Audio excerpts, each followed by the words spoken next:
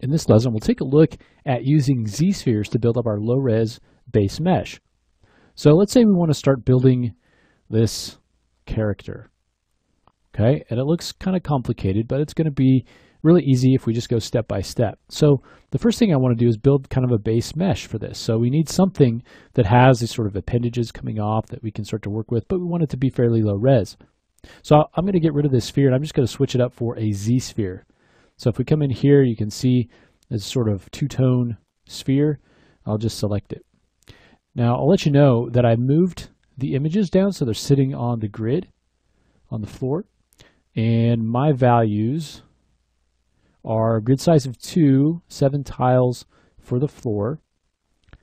And then on the left-right, I've got a horizontal offset, and I just kind of eyeballed that about 0.12.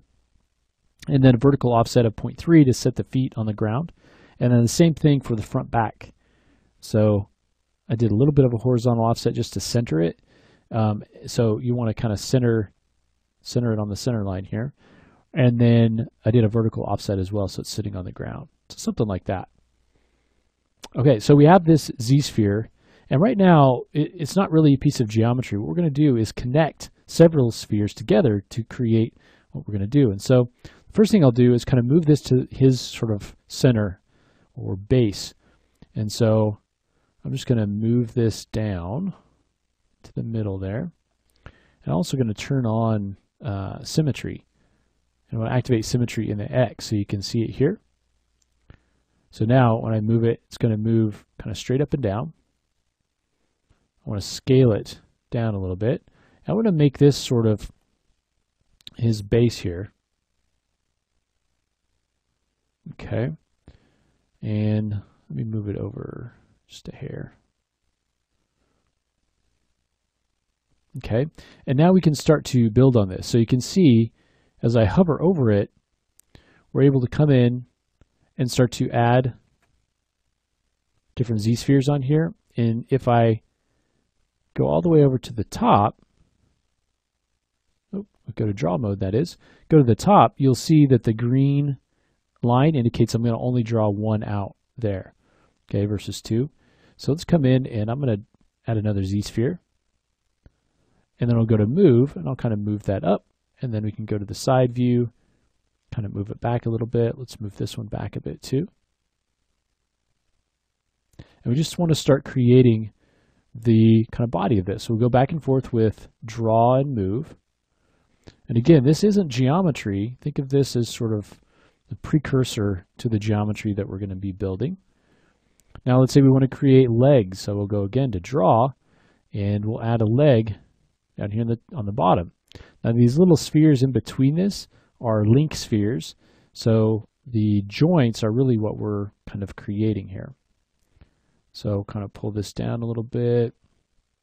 It doesn't have to be exact. You're not going to get it exact at this point, but we can add that in, and then we pull that down to the knee, and then scale that knee down a little bit. And you can see by going to the different views, you can kind of get a better idea of where you need to put things. Let me scale up this hip just a little bit. Move the knee back a little. And so we can come in and really just start to build out this sort of armature. So there's the knee coming down to the ankle. Now you can see it where I try to move this outside of this border. This is so that, you know, if we're moved in on something, you can still kind of move around. So I'm going to get it outside of here. Something like that. Let's do the arms too. So come up here, and I'm going to start to draw out maybe the shoulders. Maybe scale out this part.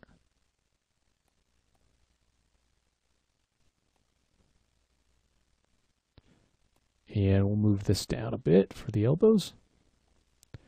And again, you want to get it, kind of close, but it doesn't have to be exact because we're going to do sculpting on this as well.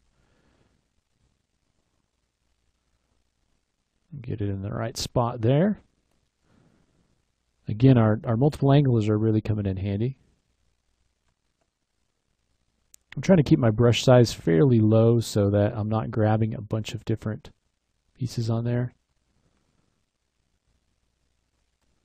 So something like that. And then coming down to the hand, I'll extend this into kind of a larger Z-sphere for the hand itself. So it's going to be a little bit rounder than what we would want, but we want to have a good base for us to pull the fingers off of. And I'll do one finger and then let you guys do the other ones. But we can kind of come in and build a multiple Z-spheres off of this single one. Again, getting a smaller draw size, start to bring out the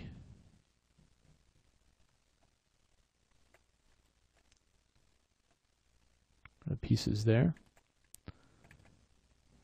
And then you can do the same thing here. So I can bring out multiple Z-spheres that are attached to the same sphere.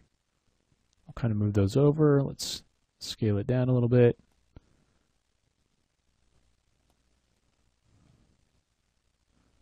Pull that out. Okay, so you can go in and now move those around and create your hand.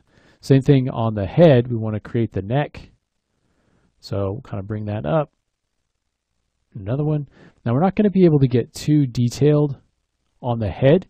We just want the basic shape of it. Okay, so we'll come in here and create kind of a good base. Kind of move it into position. Add another one on top of there. Pull that in. So it's going to be something like that. Again, you got a long ways to go to get it to look like that, but I'm going to get it to look like that. Now, if you click on link spheres, you can kind of scale or move the whole thing at one time, which is kind of cool.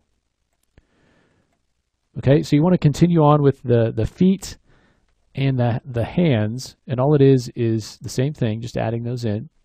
Now, when you hit the A key, let me turn off the floor. So this is what we've got. It's not geometry yet, though. We want to create an adaptive skin, and to preview what that skin's going to look like, you're going to hit the A key. That'll give you a preview of what our low poly mesh will look like.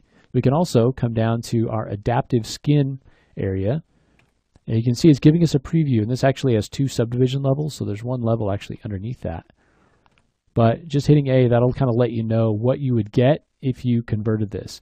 And again, we're not too concerned about the shapes being exactly right. We're really more concerned about the topology and the way that's laid out, even though we can change that as well. So once you get the skin the way that you want, now right now we only have 2 fingers and I haven't done the feet yet, but once you get the skin the way that you want, you can say make adaptive skin, and that'll make your low resolution geometry. So go ahead in this lesson, finish out the fingers.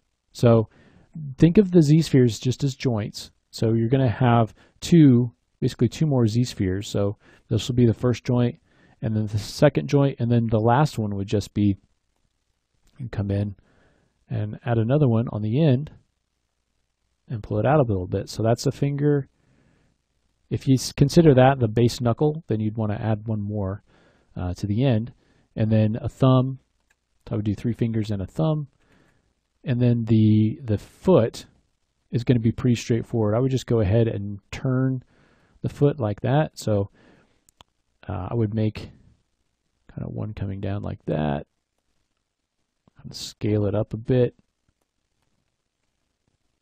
And then another one and move that, out here. So that's not going to match up perfectly. But you just want to get the geometry there, okay, so that you have it, and then you can size it and match it up a little bit more later. Okay, so go ahead and fill out the fingers, and then in the next lesson, we'll go ahead and take this Z-sphere armature, turn it into an adaptive skin, and actually begin shaping it with our sculpting brushes. So let's do that next.